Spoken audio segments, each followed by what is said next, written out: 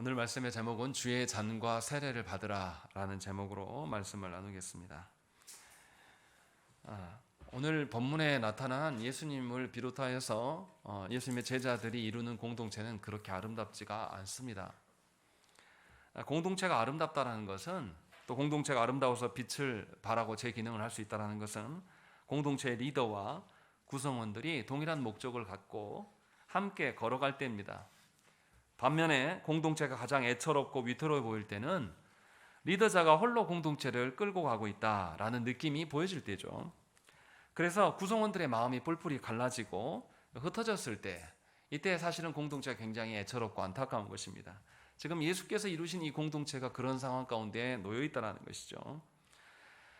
주께서 분명하게 갈 길을 제자들에게 알려주셨습니다. 이 오늘 본문의 세 번째 다시금 알려주시는데, 알려주실 때마다 제자들은 어떻게 행동하냐면 주께서 말씀하신 바를 고민하는 것이 아니라 자신의 요구를 주께 주장합니다. 그래서 주께서 이미 제시하신 길은 어느 누구도 쳐다보지 않아요. 이런 공동체 속에서 지도자의 마음이 어떻게 하겠습니까? 사실은 세상의 지도자라면 분명히 칼을 댈 것입니다. 권력의 힘으로 무엇인가를 도륙할 거예요. 그런데 주님은 이와 다른 방식을 택하고 계셔요. 어떻게 지금 하고 계시는가? 또 주께서 이들에게 보이시는 것이 과연 우리에게 어떤 의미가 있는가를 오늘 말씀을 통해서 보시면 좋겠습니다. 마가는 처음부터 무슨 이야기를 하고 있냐면 32절 말씀 보십시오. 이상해 보이는 구절이 나와요. 예루살렘으로 올라가는 길에 예수께서 그들 앞에 서서 가시는데 그들이 놀라고 따르는 자들은 두려워했다라고 되어 있습니다. 뭘 두려워하고 있을까요? 예수님께서 제자들보다 앞서 가신다라는 거죠. 앞서 가시는데 제자들이 놀라고 두려워했다. 뭐 때문에 이러는가? 라는 것을 이해하려면 전체적인 마가복음의 맥락을 알아야 됩니다. 예수께서 분명하게 제자들 앞에서 자신이 유대인들에게 붙잡혀서 순환을 당하실 것을, 고난을 당하실 것을 이미 두 차례 밝혔습니다. 8장에서 주님의 고난 당하실 것과 부활하실 것을 밝히셨는데 베드로가 어떻게 행동했습니까? 주께서 그 길을 가시면 안 됩니다 라고 하면서 그 길을 막아세웠어요. 그러면서 주님 앞에서 사탄이란 소리를 들으면서 꾸지람을 들었습니다. 그러니까 주께서 가르치신 바를 따르는 것이 아니라 자신의 판단에 근거하여서 오히려 주님의 가실 길들을 자기들이 재정의하는 그런 교만함을 보였죠. 그리고 9장에서 또다시 주께서 걸어가실 길을 제자들에게 알리셨을 때에 제자들은 이제 한번 경험이 있기 때문에 어떻게 합니까? 아예 질문도 하지 않습니다. 아예 말하지 않아요. 따라가기 싫은 거죠. 주님 가시든지 말든지, 주님이 걸어가신 것은 나와 무관하다 라는 그런 태도를 보이는 겁니다. 이러한 상황 속에서 주께서 유대인들의 본거지인 예루살렘을 향해서 앞서서 걸어가시는 것은 굉장한 결단과 결연의 의지가 드러날 수밖에 없어요. 그래서 제자들이 지금 예수님께서 사명을 위해서 걸어가시는 길에 대해서 위압감을 주고도 남아서 제자들이 지금 두려워하고 있는 겁니다. 다시 말하면 제자들은 주님이 붙잡히시고 죽으실 것에 대한 두려움, 왜냐하면 자신은 이런 방식으로 이 목적을 위하여서 예수님을 따른 사람들이 아니었거든요. 그래서 분명하게 두려워하고 있다라고 마가는 초두부터 밝히고 있어요. 그래서 주님은 어떻게 하시냐면 이에라고 되어 있어요. 32절에 이에 다시 12제자를 데리시고 자기가 당할 일을 말씀하여 이르시되라고 되어 있습니다. 그들이 그렇게 놀라고 두려워하기 때문에 주님은 더더욱 하나님의 사명을 다시금 밝혀준다라고 우리에게 알려주는 것입니다. 우리에게도 이렇게 하나님께서 말씀하시면 우리 중에 좋아할 사람은 아무도 없을 겁니다. 우리가 원치 않는 길을 주께서 명령하시면서 그 길이 하나님 나라로 가는 길이다라고 이야기했을 때 우리는 대부분 다 고개를 돌립니다. 하나님이 어떠하심 가운데 서는 것보다 우리가 판단했을 때 좋은 것들이 우리의 삶을 보장할 것이다 라는 그런 미련한 추정이 우리에게 있습니다. 그래서 제자들의 모습은 사실은 우리와 비슷해요. 그래서 제자들이 어떻게 합니까? 주께서 보이신 사명의 길에서 제자들 중에 어느 누구 하나도 동조하지 않습니다. 35절 이후에 제자들이 보여주는 것은 무엇입니까? 예수께서 일러주신 메시아 사상을 따르는 것이 아니라 자신들이 기대했던 메시아를 여전히 고집하고 있음을 알 수가 있어요. 35절을 보세요. 세베대 아들 야고보와 요한이 주께 나와 여짜오되 선생님이여 무엇이든지 우리가 구하는 바를 우리에게 하여 주시기를 원하옵나이다. 예수께서 명령하신 말씀하신 길에 대해서 관심은 없고 뭐라고 하냐면 우리가 구하는 바라는 것이죠. 우리가 생각할 때 메시아는 이래야 됩니다 라고 말하고 그 메시아로 주님은 있어야 됩니다 라고 말하는 것과 똑같은 것이죠. 아주 주님의 걸어가신 길에 대적자로 서 있는 것입니다. 무슨 말입니까? 제자들은 여전히 주님을 정치적인 메시아로 이해하고 기대하고 있습니다. 주께서 친히 말씀하신 바대로 메시아를 이해하려고 하는 사람이 없어요. 주신 말씀 그대로를 받으려고 하는 것이 아니라 자기가 기대하는 하나님. 우리도 그러지 않습니까? 늘 우리는 이 땅의 문제를 가지고 하나님께 기도해요. 이 땅의 문제가 하나님과 내 관계를 흐트러 버릴 것이다 라고 생각하고 우리는 두려워합니다. 그런데 미안하지만 하나님은 우리를 그렇게 쉽게 놓지 않는 하나님이셔요. 하나님의 어떠하심으로 우리를 붙잡고 계심을 우리가 알았을 때 우리가 안정감 취할 수 있는 것이죠. 그런데 우리는 그렇게 이해하지 않습니다. 그래서 예수께서 정치적인 메시아로 오셔서 유대인들과 로마인들을 다 압제를 벗어 던지고 다시 다윗 그 시대에 그 모든 고대 근동의 모든 국가들을 제압하고 패권을 쥐는 것, 이런 회복을 꿈꾸는 것이 제자들의 생각입니다. 그래서 이런 생각으로 가득 차 있는 사람들에게 예수께서 죽음으로 가는 길에 대해서 가장 앞서서 결의에 찬 모습으로 당당히 앞서 나갈 때에 제자들은 굉장히 두려울 수밖에 없는 것이죠. 그런데 반대로 주님의 입장에서 한번 생각을 해보십시오. 주께서 택하시고 부르셨어요. 부르시고 이들에게 하나님 나라의 어떠함을 알려주시고 계속 가르치셔 왔는데 주께서 걸어가시는 길에 아무도 동조하지 않아요. 홀로 걸어가고 계시는 거예요. 그때 주님의 마음은 어떠하시겠습니까? 우리는 세상의 어려움에 빠지면 나만 그렇다, 나만 이렇게 어려운데 하나님이 나를 돕지 않는다, 이런 소리 잘합니다. 그런데 사실은 우리는 늘 주님을 홀로 내버려 두시는 거죠. 사실은 반대 상황인 것이죠. 이렇게 주님께서 홀로 걸어가시는 그 상황을 말씀하자마자 야고보와 요한이 자기들의 어떠한 요구를 요구하는 것입니다. 왜 이들이 이렇게 요구할까요? 근거가 없는 것은 아니에요. 이들이 왜 이렇게 하는 것에 대해서 먼저 우리가 생각을 해봐야 될 게, 야고보와 요한의 어머니는 살로메입니다. 이 살로메는 예수님의 어머니 마리아와 자매 관계예요. 그러니까 야고보와 요한은 예수님과 이종사촌 관계입니다. 그러니까 혈연 관계로 인해서, 육적인 관계로 인해서 예수께 이런 요청을 말할 수 있다라고 이들은 믿어요. 이 말은 뭡니까? 이들이 아직도 하나님 나라의 질서대로 주님을 바라보는 것이 아니라 자신의 육적인 생각으로 주님을 바라보고 있는 것이죠.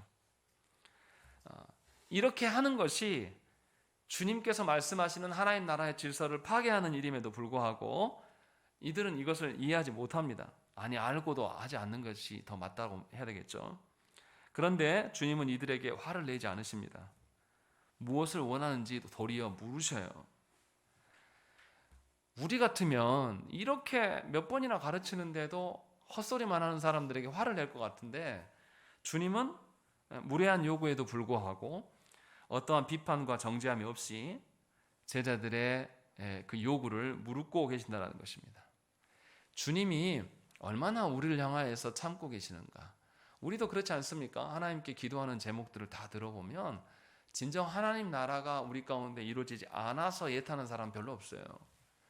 대부분 다 이 땅의 어려움들, 이 땅에 살아가는 문제로 인하여서 하나님께 간구하는 수많은, 세계에 흩어져 있는, 세계는 너무 큰가요? 우리 한국 교회 안에 있는 성도들이 헛된 기도, 이 땅 안에서 살아가는 그 문제로 인해서 하나님께 애걸복걸하면서 계속 주여 주여 간구하는 소리를 들을 때 주님의 마음은 어떠시겠냐 이 말이죠.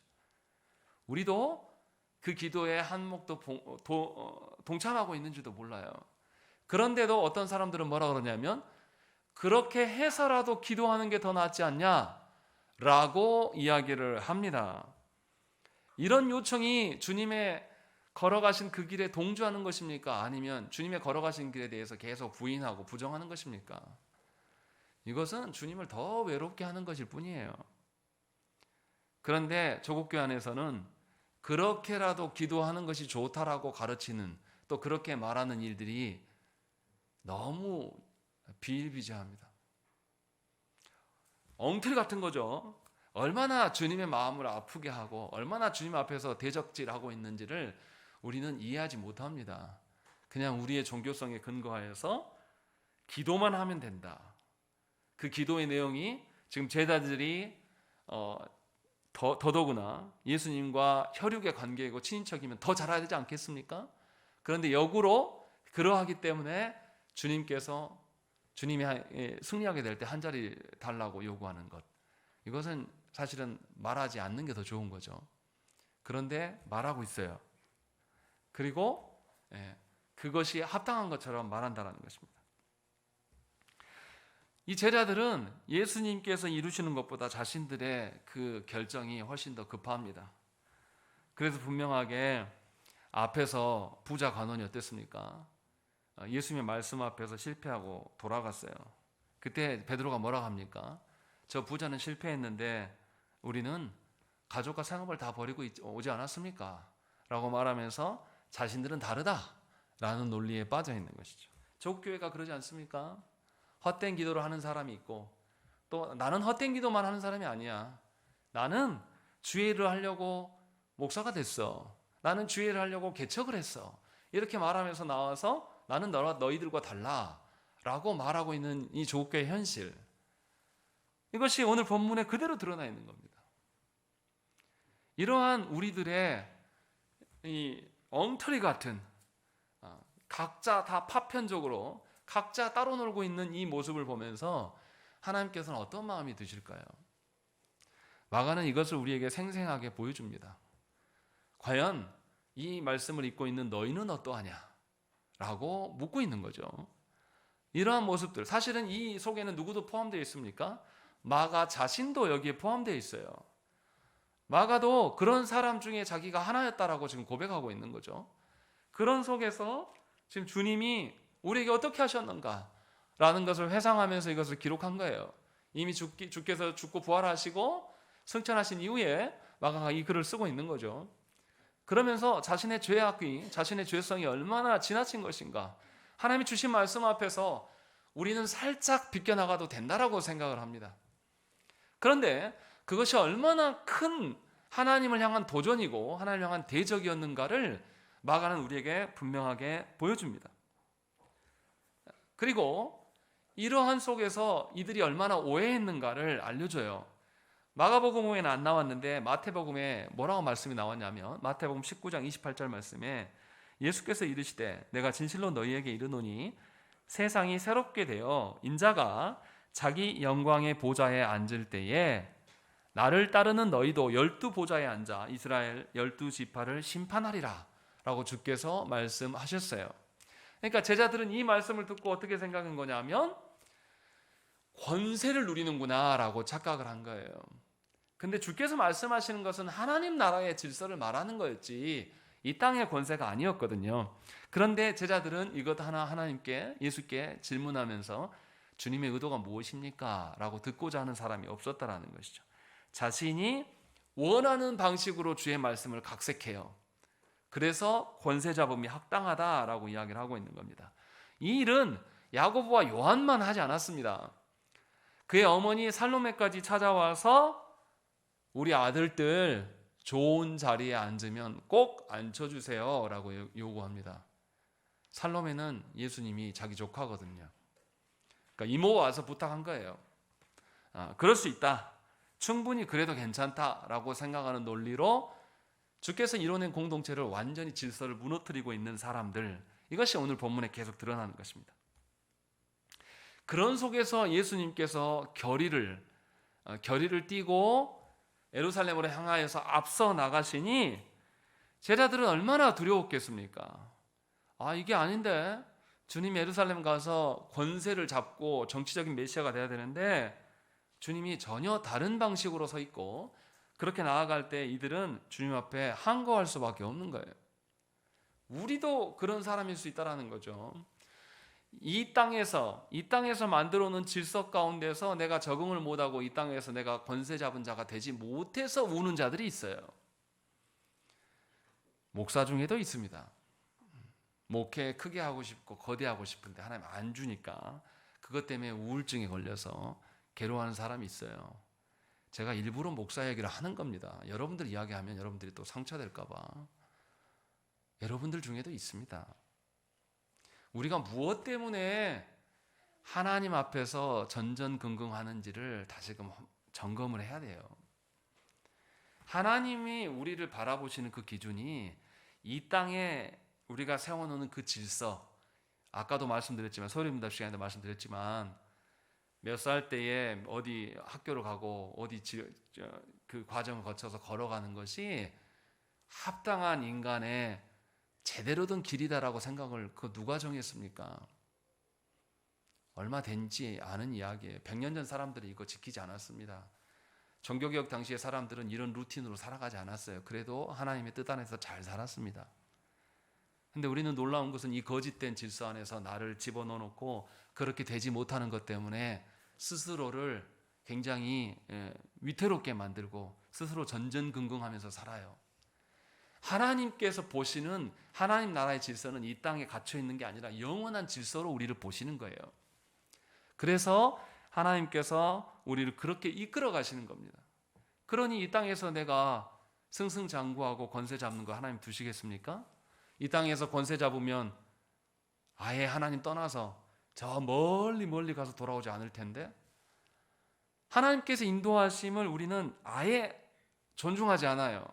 그래서 내 정서가 거짓된 것에 반응하고 하나님의 말씀하심에 귀 기울이지 않습니다. 말씀을 적당하게 가공해야지 내가 받아먹을 수 있는 것이 되는 거죠. 지금 제자들이 그러고 있는 겁니다. 그런데도 주님은 제자들의 이러한 무지막지하고 불신에 찬 그런 요구에도 불구하고 어떠한 분노도 질타도 하지 않으십니다. 그저 무슨 일만 하냐면 그들의 어리석음을 깨닫게 하시기 위하여서 계속해서 바른 길을 제시하고 계신다는 것입니다. 그러면 주님이 무엇을 지금 제시하시는가라는 거 우리가 잘 봐야 됩니다. 자, 38절 말씀 보겠습니다. 읽겠습니다. 시작.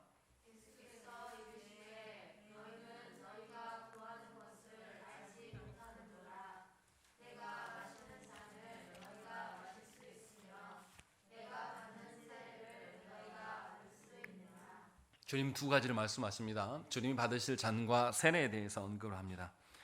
구약에서 잔은 불순종한 이스라엘에 대해 하나님께서 내리시는 심판을 잔이라고 말합니다. 고난을 상징하는 거죠. 에레미야 25장 15절 말씀 보면 이스라엘의 하나님 여호와께서 이같이 내게 이르시되 너는 내 손에서 이 진노의 술잔을 받아가지고 내가 너를 보내는 바 그 모든 나라로 하여금 마시게 하라. 이런 구절이 나타나요. 이처럼 주께서 받으실 잔은 고난의 잔, 주님이 이미 밝히신 것처럼 죽음의 잔이에요. 그리고 주님께서 말씀하시는 세례는 무엇입니까? 세례는 예수께서 인간의 모든 죄를 담당하시는 표입니다. 그래서 마가는 마가복음 1장에서 처음부터 무슨 사건을 기록합니까?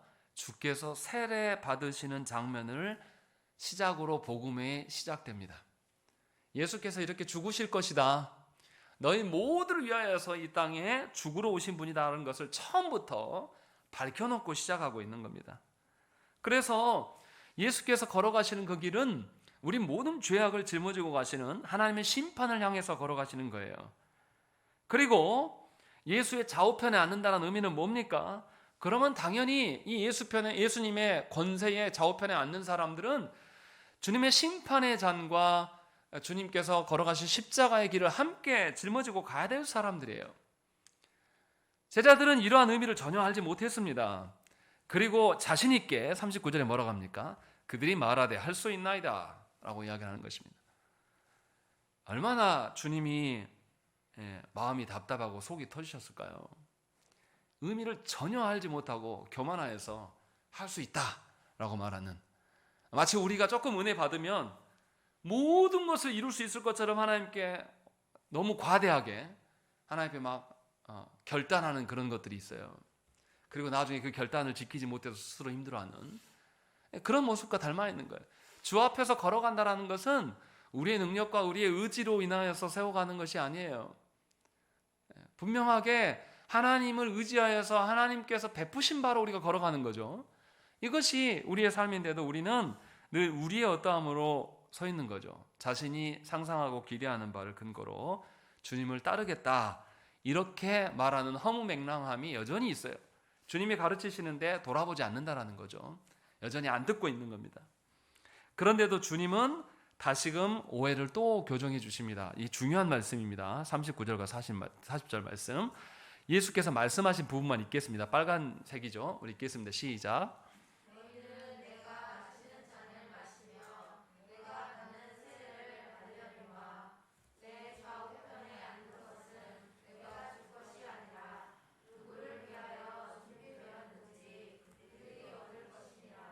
예, 분명히 주님이 무슨 이야기를 하시냐면요, 너희가 알지 못하더라도 주님의 잔과 세례를 받게 될 것이다. 너희가 원했으니 받게 될 것이다 라고 말씀해요. 그런데 40절에서 무슨 이야기 합니까? 주님의 좌우편에 앉는 것, 이것은 성부의 결정하신 바에 속해 있다. 니네가 원한다고 되는 게 아니다 라고 분명하게 정리하고 있어요. 무슨 말이에요? 주께서 이렇게 말씀하시는 의미는, 부르심을 받은 사람이라면 누구나 주께서 걸어가신 그 고난의 길에 동참해야 될 것들을 말씀하십니다. 그런데 그 길에 동참했다고 해서 상을 주고 안 주고는 누구 권한이라는 것이죠? 하나님의 권한에 달려 있다는 것입니다. 그런데도 우리는 하나님께 어떻게 기도합니까? 하나님, 요 문제만 해결해 주시면 내가 이렇게 순종할랍니다 라고 이렇게 말하는 거예요. 고난을 당할 테니 보상으로 상급을 달라. 이러한 태도는 하나님께 순종하는 것이 아니죠. 하나님 앞에서 거래하는 겁니다. 거래는 누구하고 합니까? 여러분들 장사하는 상대자가 거래를 자기하고 이득이 남은, 자기하고 어떤 능력이 비슷한 사람하고 거래하려고 하지, 전혀 이득이 되지 않은, 상관없는 그런 사람들과 거래를 합니까? 하나님께서 우리를 언약을 맺어주심도 사실은 굉장히 불평등한 언약이에요. 하나님이 완전히 손해보는 언약. 그렇게 언약을 맺어주셨음에도 우리는 하나님께 이런 거래를 말합니다. 엄청나게 교만한 거죠. 교만하여서 하나님, 지금 당장 내 가정에, 나의 이 인생에 이 문제 해결 안 하면 나는 당신 하나님으로 인정 안 하겠어. 이런 태도로 나아가는 사람들이 교회 안에 참 많아요. 피조물인 인간이 하나님 앞에 같아지려고 했을 때 무슨 일이 일어났습니까? 하와가 사탄의 말을 듣고 보니 하나님과 같아질 수 있다라고 말을 하는 그 말에 귀가 번쩍 뜨이기 시작해요. 그러면서 그들은 하나님 앞에서 범죄합니다. 자기만 범죄하는 게 아니라 자기의 한몸된 남편도 함께 범죄하게 하고 에덴 동산에서 쫓겨나요. 더 이상 자신들 두 사람만 당하면 괜찮은데 그 범죄함이 누구에게도 계속 지속됩니까? 후손들에게도 그 모든 것들을 지속하게 하는 것이 하와의 교만입니다. 하나님과 같아질 수 있다라는 그것에 반응하는 것이죠. 그런데 놀랍게도 우리는 하나님과 같다라고 생각을 해요. 그래서 하나님의 판단을 존중하는 것이 아니라 우리의 판단을 굉장히 존중합니다. 우리 모두는 그렇습니다. 내가 판단하고 내가 결정한 것을 보니 하나님의 말씀을 별로 안 듣고 싶은 거죠. 적당하게 제끼는 것이고, 하나님께서 모든 불러놓은 자들에게 고난의 길을 걸으라 라고 말씀하심에도 우리는 그 고난의 길을 피어가려고 하는 것입니다. 그래서 더 이상 하나님을 크고 높으신 하나님, 우리를 창조하신 하나님, 우리를 구원하신 하나님으로 인정할 줄을 몰라요. 이것이 우리의 실체라는 것입니다. 그러니 더더욱 우리는 우리 자신의 판단을 신뢰해서는 안 돼요. 제자들처럼 할 수 있습니다.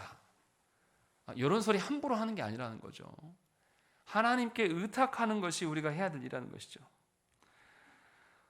고난은 예수를 따르는 제자라면 누구든지 다 선택해야 되는 것이고, 그러나 보상은 하나님의 일이에요. 그러니 우리가 어떤 행위를 근거로 하나님께 보상을 요구할 수가 없습니다. 그런데 조국교회 안에 어떻습니까? 수많은 교회에서 하나님 나라 상급이 있다라고 가르쳐요.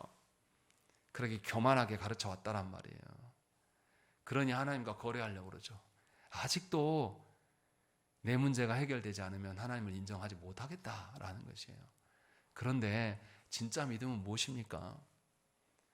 내 문제가 해결되지 않아서 내가 죽더라도 하나님은 하나님이신 거예요. 2차 세계대전 가운데서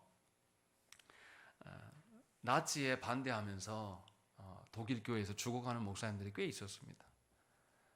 감옥에 갇혀서 죽어가면서도 약혼자였던 자기의 그 사람에게 나는 하나님의 은혜 가운데 내가 잘 지내고 있다 라고 고백하면서 나는 끝까지 하나님의 길을 가겠다라고 했던 그런 편지들이 남아있어요.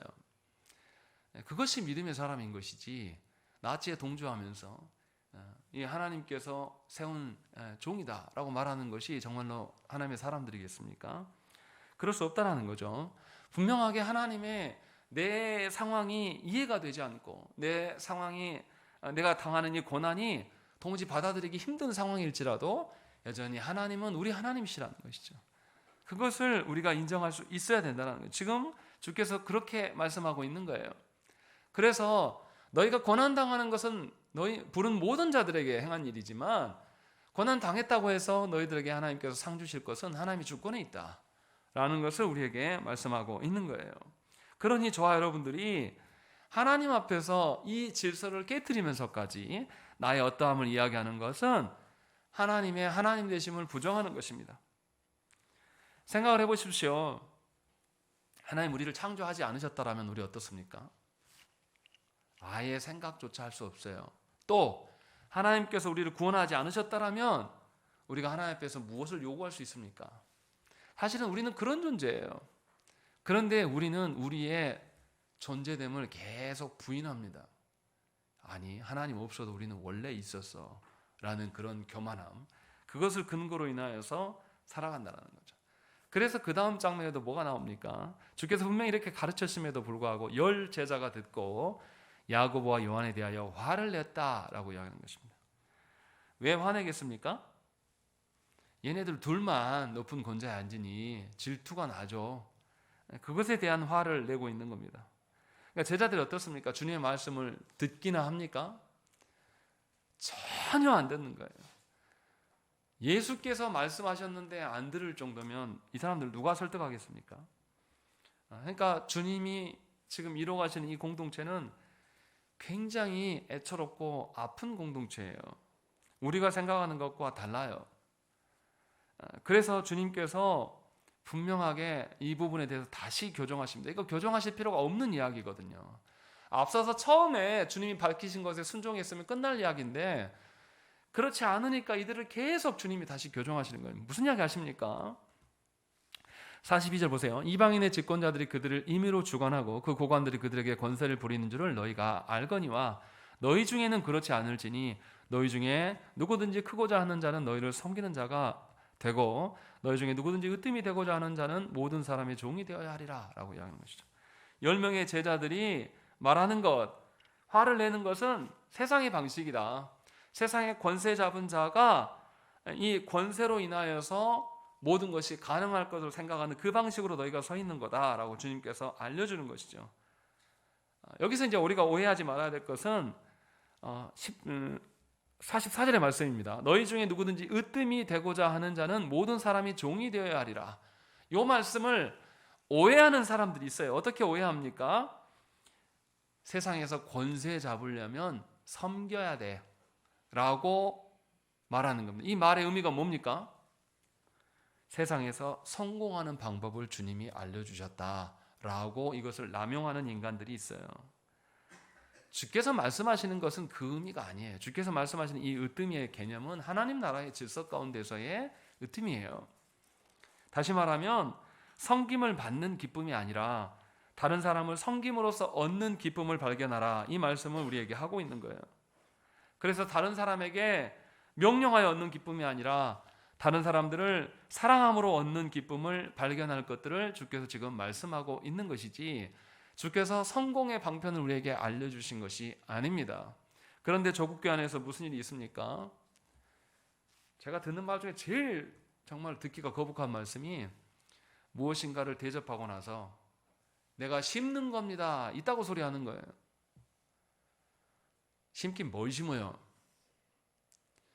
이 땅에 어떠한 것들을 심으면 하나님이 무조건 상 주십니까? 이 땅의 것들 어떠한 것을 하나님 하시면 하나님 무조건 상 주셔야 될 분이에요? 아니라니까요. 그런데 그런 이야기들을 우리 주변에서 그냥 공공연하게 합니다. 무엇인가 하나님 앞에서의 어떠함이 아니라, 하나님께서 나에게 기회 주심 때문에 감사한 것이 아니라 내가 이루지 못한 것 때문에 괴로워한다라면 우리는 뭐가 잘못돼도 엄청나게 잘못된 거예요. 원래 우리는 이루지 못하는 자들이에요. 우리 중에 누가 하나님 앞에 나와서 내가 참 괜찮은 인간입니다 라고 말할 수 있는 사람이 누가 있습니까? 말씀을 전하는 저도 마찬가지예요. 우리 중에 하나님 앞에서 두 눈 똑바로 뜨고 떳떳하게 하나님 볼 수 있는 사람이 누가 있어요? 우리 중에 그런 사람 아무도 없습니다. 그런데도 하나님께서 우리를 자녀로 인정해 주시고 기회를 주고 계신 거예요. 그러면 그 기회 주신 것에 감격해야 되는 것이 우리가 합당한 반응해야 됩니다. 제자들에게 주께서 이렇게 기회를 주셨는데도 이들은 뭐합니까? 계속 권세 잡는 이야기를 하고 있는 거예요. 그러니까 어떻게 서는 겁니까? 주의 말씀을 가지고 농락하는 거예요. 아, 으뜸이 되려고 하니 많이 섬겨야 되겠다. 그게 섬기는 겁니까? 기브 앤 테이크지 않습니까? 예수 믿는 사람들이 내가 이만큼 받았으니 너한테 갚아야 되겠다라는 마음으로 하는 거, 이거 좀 안 했으면 좋겠어요. 늘 그런 방식으로 산단 말이에요. 철저하게 세상적이고 철저하게 세상의 경제관념으로 살아가는 겁니다. 그거는 주께 받은 은혜를 모르는 사람들이 하는 행동들입니다. 주께 우리가 얼마나 많은 것들을 받았습니까? 세상 사람들이 보지 못하는 하나님 나라의 질서, 그 하나님 나라가 우리 가운데 열려 있지 않습니까?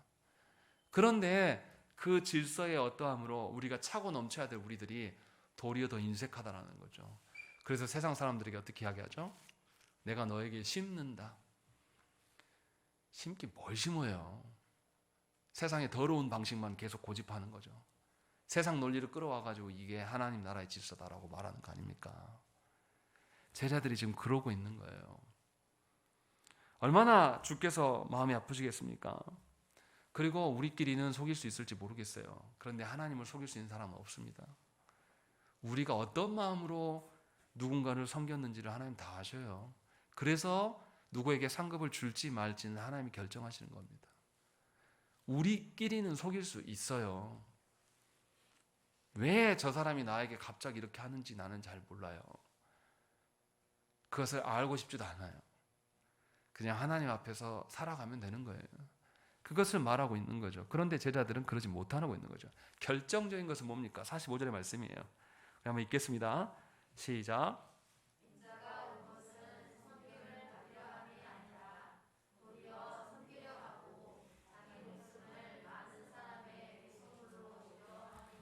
예, 45절 말씀에서 무슨 이야기를 합니까? 주님 죽으러 오셨다. 자기 것을 다 내놓고 죽으러 오셨다라고 말씀하고 있는 거예요. 그러니 상급을 달라. 이런 이야기 없다라는 거죠. 그러니까 45절의 말씀을 근거로 44절과 40, 그 앞전의 말씀들을 살펴보면 낮아지는 것은 제자로서 당연한 일이고 높아지려는 목적을 먼저 세우고 낮아지는 것은 악한 것이다 라는 것을 우리에게 알려주는 것입니다. 그래서 그리스도께서도 높아짐에 대한 이야기를 안 하세요. 계속 무슨 이야기입니까? 낮아지심에 대한 언급만을 하고 있는 것이 45절의 말씀이에요. 부활하신 주님을 높으신 분은 누구십니까?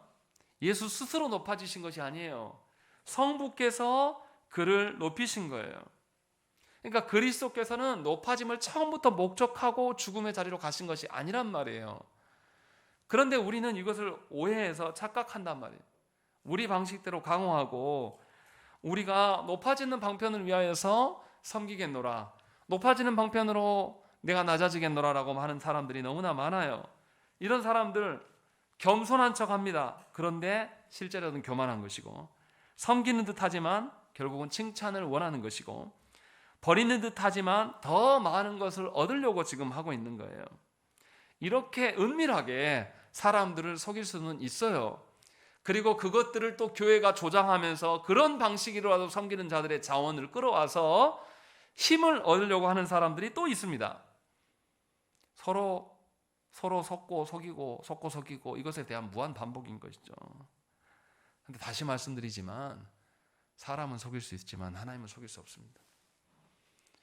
하나님께서는 이 모든 것을 다 알고 계세요. 우리의 중심을 꿰뚫어 보시면서 하나님은 어떠하심 가운데 우리를 부르시는 거죠. 그러니 저와 여러분들 알아야 돼요. 신앙생활 하면서 낮아지심은 필수예요. 그런데 높아짐은 하나님의 권한입니다. 그러니 높아지지 않아도 괜찮아야 됩니다. 높아지지 않아도 그냥 그렇게 살 수 있으면 되는 거예요. 이것이 주께서 우리에게 말씀하시는 거예요. 그리고 주님은 뭘 보이십니까? 전체적인 맥락을 봐보세요. 주께서 호통하고 화내고 이러지 않아요. 저도 제가 이렇게 지금 많이 달라진 게 이 정도밖에 안 되는데, 제가 부교육자 때는 훨씬 더 제가 셌습니다. 말씀에 도전하고 대적한 사람 있으면 불러다 놓고 바로 말했어요. 용서하지 않았습니다. 그래서 성도들이 굉장히 무서워했습니다. 그런데 말씀을 계속 읽어가면서 느끼는 건 뭐냐면 주님이 이렇게 하시지 않았다라는 거예요. 주님은 저하고 비교할 수 없을 정도로 능력이 있으신 분이에요. 그런데 그분이 어떻게 하십니까? 성부께 순종하는 일에만 집중하셔요. 자신에게 도전하는 자들에게 대항하지 않아요. 심지어 주님은 뭐합니까? 로마 병사들에게 침도 맞고 유대인들에게 뺨도 맞아요. 물론 나중에 십자가에 달리시기도 하지만 주님은 그렇게 하면서 그것에 대해서 저항하지 않으셨어요. 그냥 낮아지면서 섬기며 죽는 길에 대해서 걸어가시면서 하나님께 따지지 않았습니다. 하나님 하실 수만 있다면 이 잔을 내게서 거두어 가시지만 그러나 하나님의 뜻대로 되기를 원합니다 라고 말하면서 끝까지 단호하게 자신의 사명의 길로 걸어가셨다는 거죠. 제자들 중에 어느 누구 하나도 주님의 마음을 이해하고 따라오는 사람이 없었어요. 얼마나 외로우셨겠습니까? 그런데도 주님은 제자들에게 너도 죽어라, 너도 순교의 길을 가라 하면서 강요하거나 화내지 않으셨다는 것입니다. 아직 준비되지 않은 그들에게 어떠한 말도 하지 않고 꾸짖지 않으시면서 계속 당신의 가야 할 길을 계속 걸어가셨어요. 그래서 오늘 본문의 시작이 예수께서 앞서 가시니 제자들이 두려워했다라고 말하고 있는 겁니다. 이 말씀의 의미가 얼마나 이제 더 깊게 와닿으십니까? 주께서 오늘도 우리에게 그렇게 행하시는 거예요. 주께서 순종하지 않은 우리들에게, 계속해서 우리의 인생이 괴롭다고 말하는 우리들에게 여전히 우리를 호통하지 않으시면서, 여전히 기회를 주시면서 앞서 걸어가시면서 하나님 나라의 길이 무엇인가, 하나님 나라의 질서가 무엇인가를 우리에게 알려주시는 거예요. 거기에 우리의 소망이 있는 겁니다. 거기에 우리의 염려와 고민이 다 날아가는 거예요. 현재 우리가 불순종하고 방탕하고 대적하는 삶을 살아가는 자가 있다면 그에게 보일 것은 우리 자신이 하나님 앞에 순종하는 겁니다. 그의 문제를 물고 늘어지는 것이 아니라 하나님 앞에 주께서 걸어가신 길이 무엇인지를 보이는 거예요. 그래서 분명하게 저와 여러분들은 주의 잔과 세례를 받으셔야 됩니다. 주께서 걸어가신 그 고난의 길 앞에서 순전한 마음으로 주 앞에 엎드리셔야 되는 것이죠. 이것이 우리 해야 될 전부예요. 아직 믿지 않는 우리 남편들을 향하여서 우리가 억울하다, 원통하다, 분하다, 변화되지 않는다 말해봤자 아무 필요 없지 않습니까? 그저 끝까지 우리가 주께서 걸어가신 그 사명의 길에 우리가 서려고 하면 하나님이 알아서 상 주실 겁니다.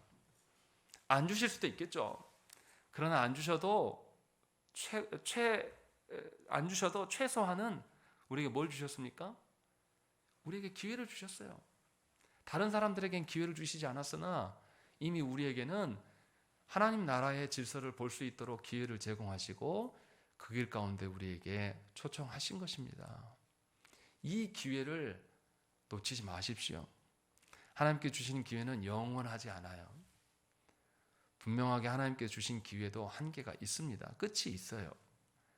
그래서 오늘 본문에 드러난 것처럼 주 앞에서 순종하는 일에 우리가 계속 시행할 때에 우리가 주님을 닮아갈 수가 있는 겁니다.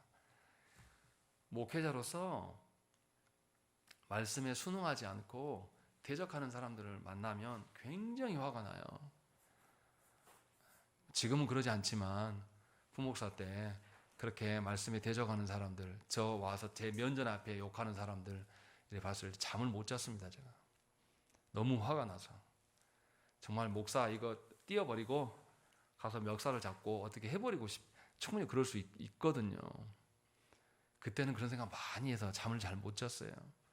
주일날 밤에는 항상 그랬습니다. 근데 지금은 감사해요. 이제는 그 정도는 아니니까. 그러나 여전히 하나님 앞에 우리는 순종하는데 더뎌요. 저 역시도 마찬가지입니다. 주께서 분명하게 우리에게 주신 주님의 고난의 잔, 주께서 우리에게 보이신 그 세례를 저 여러분들이 존중하고 하나님의 말씀 앞에 순전히 하나님의 말씀을 받는 그 은혜를 누리시기를 간절히 축원합니다. 함께 기도하겠습니다.